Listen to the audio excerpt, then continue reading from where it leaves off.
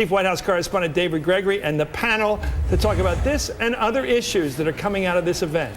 Chris, thanks very much. Let me start with Eugene Robinson. Ed Rendell, Governor Rendell, has now laid another one out here for us to talk about, the idea that white men will not vote for Barack Obama. Look at what's happening in Virginia. We're seeing it. It's happening. Yeah, that doesn't seem quite operative now. Here's of course, the quote, by the way. You know, I think there are some whites who are probably not ready to vote for an African-American candidate, not just men, but women. Well, you know, that's probably true, actually, but you know, how many whites are there who will not vote for an African-American candidate? That's partially what this campaign is about. We're finding out. Apparently in Virginia, there don't seem to be that many, but you know, the old line about Pennsylvania is that it's Philadelphia and Pittsburgh and Alabama in the middle.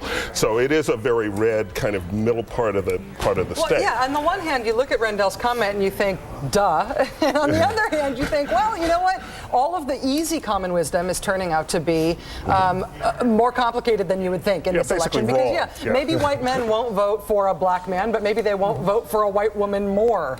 I mean, when you get into uncharted political territory, you end up with the common wisdom being less than useless. The question is, will black people vote for Hillary Rodham Clinton, the wife of the first black president? She's getting 10% of the black vote. I love that's to hear you quote Toni Morrison. Yeah, that's astonishing, really. I mean, why? I mean, look, he is getting an enormous benefit out of being a black candidate because that enormous 90% of the black vote is obviously compensating for the 4 or 5% of the white vote that's not voting for him because of race. Race is a benefit to Obama in the Democratic Party. The gender gap problem that we're seeing in this race, that there are men who are moving away from Hillary Clinton. They're not voting for her. That's kind of an interesting dynamic.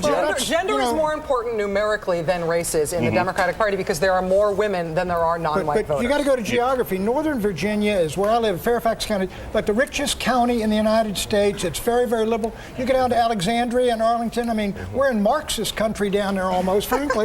They're very liberal, extremely. They want to go out and they vote their conscience. You know, this is going to be wonderful.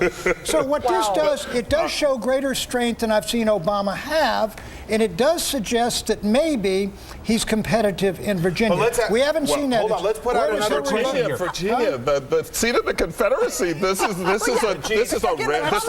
red state. Democrats have learned to win in Virginia. Before you go, Eugene Robinson, is this Ed Rendell putting something out there that hurts Obama before what could be a critical state?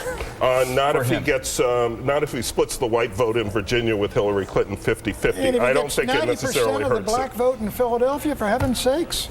Game, set, match. All right, a lot more to talk about, guys, as the night goes on. Pat's got the Confederacy and the U.S. Open tennis tournament. And he's got the Politburo meeting down there in Alexandria, where they have the Confederate memorial right there on the main drag in Washington Street. Anyway, the panel, it's hard to read the politics of Virginia. It's got communists, Marxists, whatever, according to Pat.